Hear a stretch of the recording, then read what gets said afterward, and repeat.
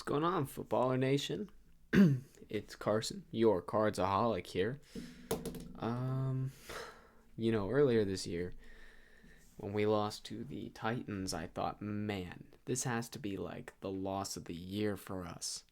I've got to record a special post-game reaction and talk about how angry I am. Yeah, and then today happened. So, uh, thought I'd talk about that a little bit. Before we do that, just let's go ahead and roll the intro, even though it's just me. So I guess let's roll the intro.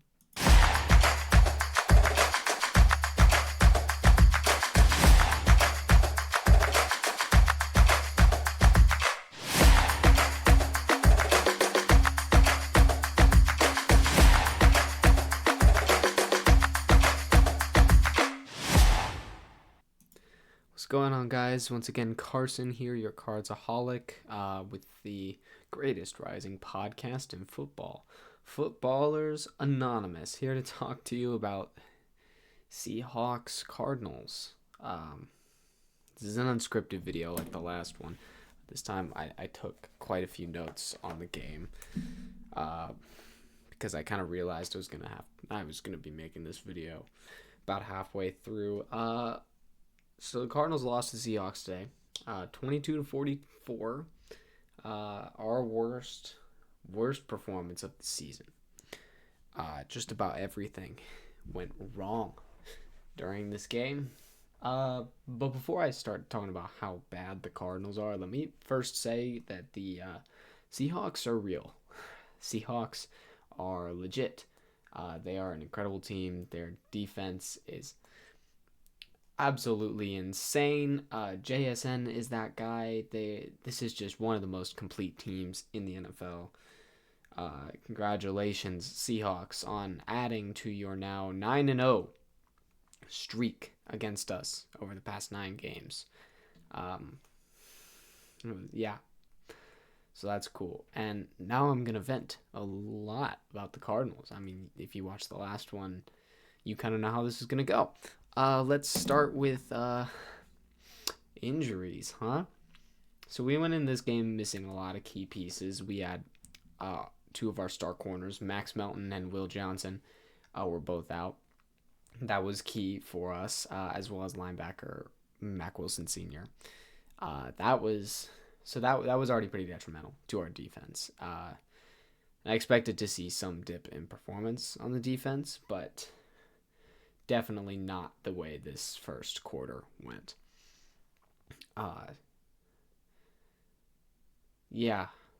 Game opened with 2 Jacoby Brissett fumbles for 4 touchdowns, which is just it's wonderful. Am I blaming Jacoby Brissett, first of all? No, it's not on Jacoby Brissett, but also you do. I mean, it is. Placing a lot of blame on our offensive line. Jonah Williams, man, our right tackle. He might be one of the worst offensive linemen I've ever seen play in the National Football League. One of the lowest PFF grades I've ever seen came from that man. He needs to be benched. He actually came out of this game with a shoulder injury, and Kelvin Beachum did come in. I don't know why Kelvin Beachum's not the starter at this point. Of course, hoping for a recovery from Jonah Williams, but I also hope that he is benched, and we finally let Kelvin Beachum just fill that role. Not that he's a star player, but he is infinitely better than Jonah is. We had 6 more crucial injuries in this game. Darius Robinson, I know, Cardinals fans, you're looking at that and saying, wow, there's a shock. Darius Robinson is hurt. I think he's officially reached bust status purely because of the fact that he is just never healthy. It is ridiculous. So he's out with a groin injury. Bam Knight, that's a big one. we can't afford to be losing any more running backs, even though Bam Knight did not have a good day. He had 10 carries for 28 yards. He was only averaging 2.8 yards a carry, including a couple crucial stops at the early stages of the game that were very bad. But he's out with an ankle injury, so we saw a lot of Amari DiMercato today. He had about 64 yards off of 4 carries, and he had one. I know he had one big breakaway run, which really covered for most of his stats. And we saw Michael Carter back towards the end of the game, so that was also, that's pretty much our run game, which doesn't exist anymore, which is not good. When our bum of an offensive coordinator, Drew Petzing, really wants to establish us as a run-first team, our rushing attack has been our only consistent thing over these stretches of years being bad. And that's because we've had Kyler Murray, who of course can run, as well as James Conner, who is an incredible, a top 10 running back in the league. I'm not going to lie. I will fight people on that. So without them and without Trey Benson, who has a lot of flashes of being great if he can just stay healthy, obviously without them, we're in a much worse spot. I believe Trey Benson is eligible to come back now, but I don't know how that's going to work.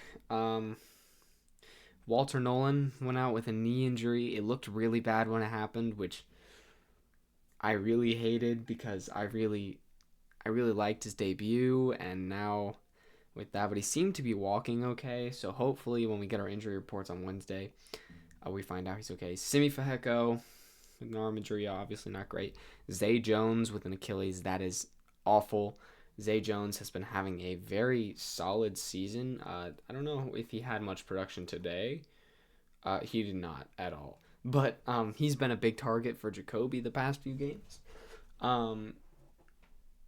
He went out with an Achilles injury, which is very bad. Obviously, I mentioned Jonah Williams went out with a shoulder injury, and Gary Williams had to go through concussion protocol at one point during the game. Our last starting corner, he had a collision with, I believe it was JSN and Buda Baker, which ended up drawing an unnecessary roughness penalty from Buda.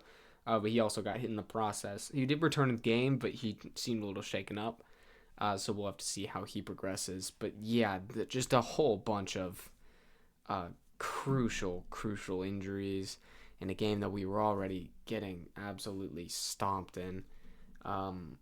This game was just a mess. I mean, right off the bat, Seahawks went up 28-0. And at that point, we were just down in the dumps. We managed to score some points and hold them to only 6 in the second half. But at that point, it didn't matter. Sam Darnold only had to throw the ball 12 times today. And he went 10 for 12.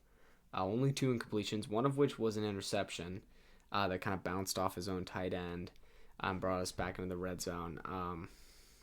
And one passing touchdown to JSN, which was obviously happening right off the bat. But this rushing attack was just lethal. Zach Charbonnet, Kenneth Walker, they both got 60-plus yards. They were just absolutely, I mean, balling out. Like, it was horrible, man. It was one of the worst things I've ever seen from our defense.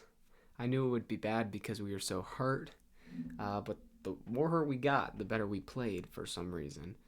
Unfortunately, we were just in too deep of a hole after that to do anything. Our passing attack was interesting. Trey McBride continues to be the only good part of our team.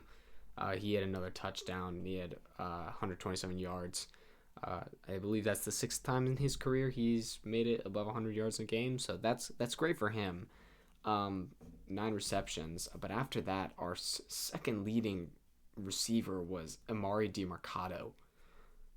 3 catches for 40 yards. It was an absolute mess. And Marvin Harrison Jr., I went on the podcast last week and talked about how the solution to Marvin Harrison's issues was Jacoby Brissett. Well, today, He had the ball thrown at him 12 times, and he caught 3 of those 12 throws.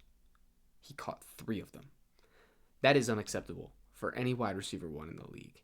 I know there was one almost touchdown he had that looked like a really good catch, and then the DB just made a really good play on the ball, which was just very unfortunate. But Marv was just not in it today, and the inconsistency there is really frustrating, especially since I feel like for once we have a pretty consistent passer, which we haven't really had in Kyler Murray. I mean, Jacoby Brissett, he had a decent amount of completions. He had a 50% completion percentage, but he still completed 22 throws for 258 yards and 2 touchdowns. He had a pretty good day, all things considered. But at that point, Marvin Harrison Jr. is becoming a liability. Your wide receiver one needs to be able to make at least half of those catches, really, all of them. Absolutely unacceptable there. Jacoby came out of the game at the end. We saw Keaton Slovis come to the game, which was big for. I'm a BYU fan, so that was fun. He was in for one drive. He didn't complete a pass, but it's just cool to see him get playing time, I guess. Yeah, this team needed to win this game in order to stay in any sort of contention for anything. And to be honest, I was expecting to lose. I mean, the Seahawks, I already have them ranked at number 1 in the league even before this week. So I fully expected to lose. I just would have thought we would have stayed competitive with them. And honestly, I would have been happy if we had lost competitively to them. But we just sucked. Man, it was ridiculous. And you gotta ask yourself a lot of questions now. Like, what is this the coaching? Is this the players? Because we're not. Something needs to change. See a lot of reports going around about the future for the Cardinals. I know there's a lot of sources that are saying John Gannon has his job next year secured and that he will be allowed to draft his own quarterback. I don't know how I feel about this, I guess. I really like Jonathan Gannon as a culture builder. I believe in the culture he's building. I just don't know if he has the capability to build a winning team, which is unfortunate. And Monty Awesamefort, our GM, I really, really like the guy, especially when it comes to the draft. I think he's an incredible drafter. But I think our issue, I guess before I get to that, offense coordinator Drew Petzing. I know so many people are calling for his head, calling for him to get fired immediately. I am 100% with that. I absolutely hate his play calling. It is atrocious. It is disgusting. I'm convinced I could call better plays on that field than Drew Petzing. His scheme is awful, especially with the talent we have right now. But he will not be fired this year. I'm just going to be real with you guys. That's not something that's going to happen. We don't have anyone on the roster who would be able to take over that job better than him. Obviously, Jonathan Gannon came from a defensive background. He is a defensive guy, and you can tell because our defense with Nick Rollis is a very good scheme, very talented group of guys, and a very well put together scheme. Even though they got beat out pretty bad in the first half, they made a lot of great adjustments in the second half. Really started to slow down Seattle's team, and a lot of that is because Seattle had already won the game and they were slowing down. But defense also really toughened up in that second half. And so you could see that, but with the offense, it really just falls under Petzing, and he is just not.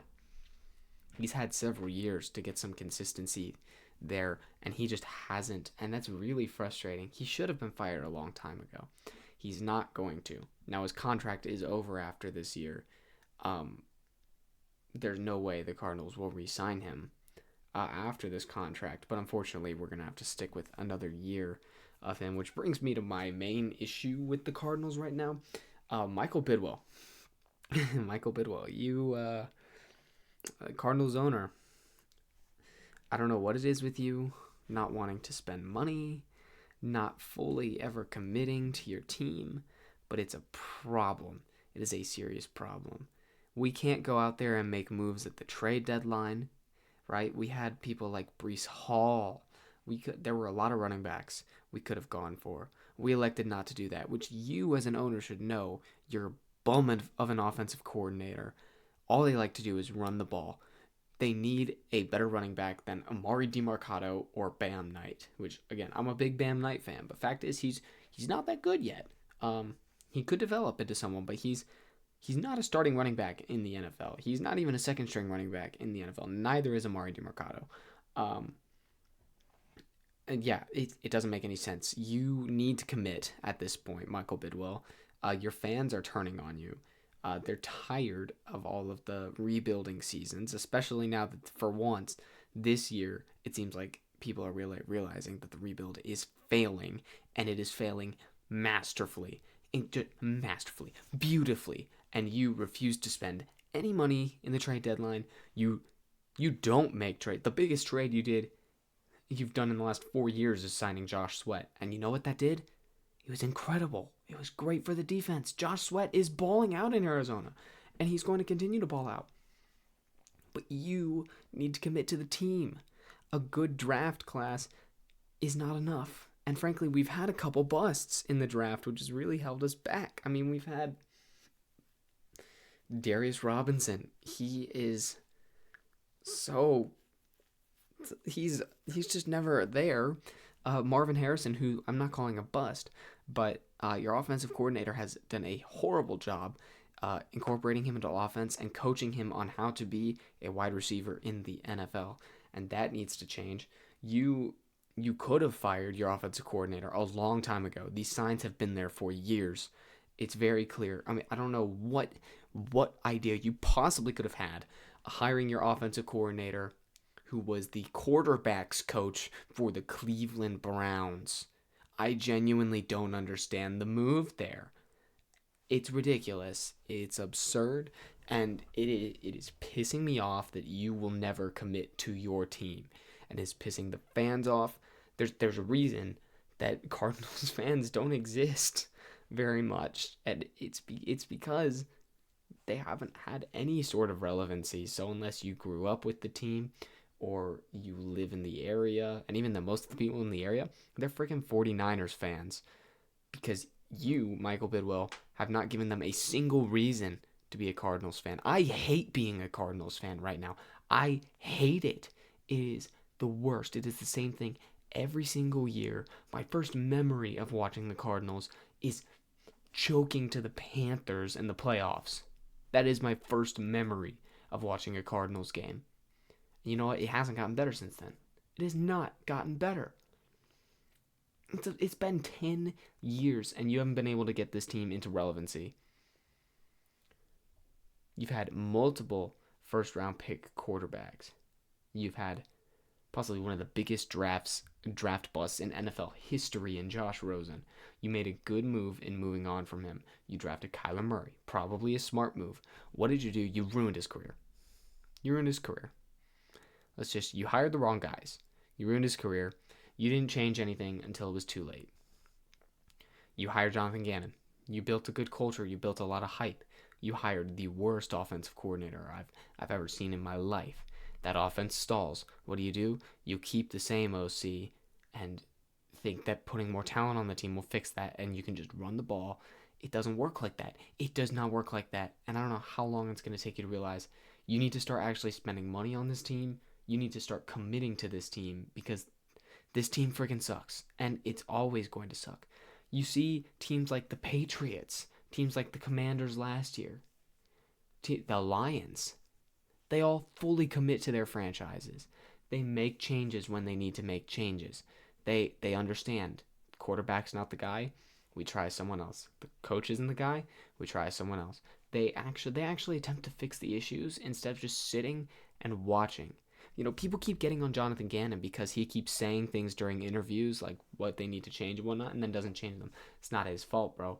It's not his fault at all. Jonathan Gannon's media trained. He's just doing the best that he possibly can with what he's given, which frankly is not a lot, and I feel horrible for the guy. We've lost 9 straight to the Seahawks. We're approaching Bears-Packers levels of ownership. We're actually there. It's just the thing is, no one talks about it because no one talks about the Cardinals. And that's your fault. That is your fault. And I am so freaking tired of it. I'm cheering on the Patriots more than I'm cheering on the Cardinals right now. Why? Because I think they're fun. They're a fun story. They made some cool changes, and they made a roster with both free agency. They made a bunch of trades. They used their capital. They used their cap space, their money. They actually paid the right people, and they were willing to pay the right people. They drafted well. They did all the things. They made changes where they needed to. You don't do any of this, Michael Bidwell. It is so frustrating to me. This game actually made me sick. I haven't turned off a Cardinals game in years. I believe the last time I didn't watch a Cardinals game was 2 years ago when we got shut out by the Browns with Clayton Tune. And that was purely because I just didn't have access to it. I've always either watched them live or watched them afterwards all the way through. I turned this game off after the first quarter, and I just turned on Red Zone. And you know what? There weren't any better games on. But I got to watch Donald Trump commentate over a Commanders game, which was more entertaining than watching my team play football. Okay.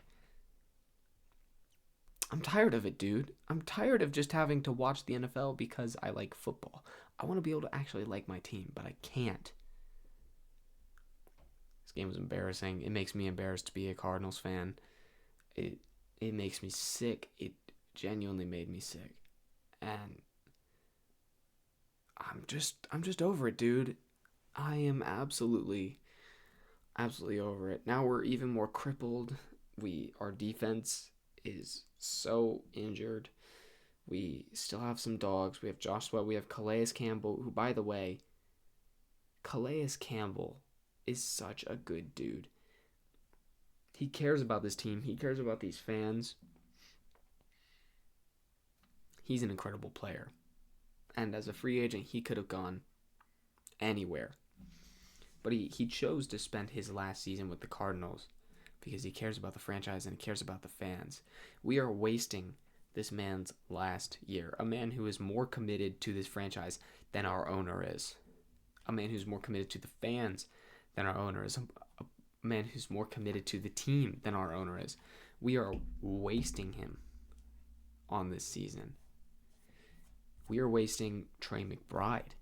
Trey McBride is a generational talent. He is the best tight end in the NFL. And we are giving bro zero help. He is a generational talent for this team. He's going to be the next Larry Fitzgerald. He's going to have so many incredible years for us, and we're never going to get him a ring. We will never get him a ring. Just like Larry. Which, by the way, that's also on Michael Bidwell, that he never got a ring. And you know what? Larry Fitzgerald is still so dedicated to this team and to the fans. I know Trey McBride is like that. Calais Campbell is like that. And there's so many guys on this team. Budda Baker is one of the most dedicated Arizona Cardinals. He loves the team. He loves the area so much. He loves the players. And he's a dog. And we don't give bro any help. We aren't. It's all ridiculous. We're a waste. People come to Arizona to die. In the NFL, and it's sad. It's really sad, honestly. I hate watching my team play football every week. Not sure if I'll even bother watching the 49ers game next week because I'm sick and tired of it, dude. Make a change, Michael Bidwell. Do something. Give me a reason. give me a reason to care at this point. I don't even know. Yeah. If you made it this far in the video and you enjoyed listening to me rant and hate on the Cardinals, first off, thank you. Thank you for your support to the channel and to all of us. If you have any thoughts, if you're a Cardinals fan, feel free. There's therapy session in the comments section. I'm there. I'm watching it. I'll respond to all you guys. If you have any questions, if you have anything, if you just want to say hi, hit us up in the comment section. Again, subscribing to the channel means the world. It helps us so much, liking and subscribing as well. And listen to our regular episodes that will be coming out every week. We'll be releasing our next episode in a couple days here once Monday Night Football is done tomorrow. But yeah. Also, speaking of choking and sucking, the FBA store just released our new collection, Choking Hazard, with 3 new t-shirts, all featuring your incredible hosts, all very different kinds. But if you want to check those out, go check them out while they are in stock. footballersanonymous-shop.fourthwall.com. Absolutely mean the world. And please go follow us on our Instagram. We are posting there all the time. It's where we ask you for our questions of the week and whatnot. Follow us on Facebook, where we only post Minion memes. And especially follow us on our TikTok, because as of the last time I checked, I believe we are 4 followers away from 100. And in case you forgot, at 100 followers, we will be making and releasing our Footballers Anonymous Christmas album that we will all be singing and performing in. And it should be grand old time. But seriously, thank you so much for joining us. Thank you for the support. Love you guys so much. Love talking about football, even if it is the negative, aka anything Arizona Cardinals related. Seriously though, thank you guys so much. You mean the world. You mean the world to me. I will see you in our episode in a couple days with my wonderful co-hosts. But yeah, Football Nation, let's ride.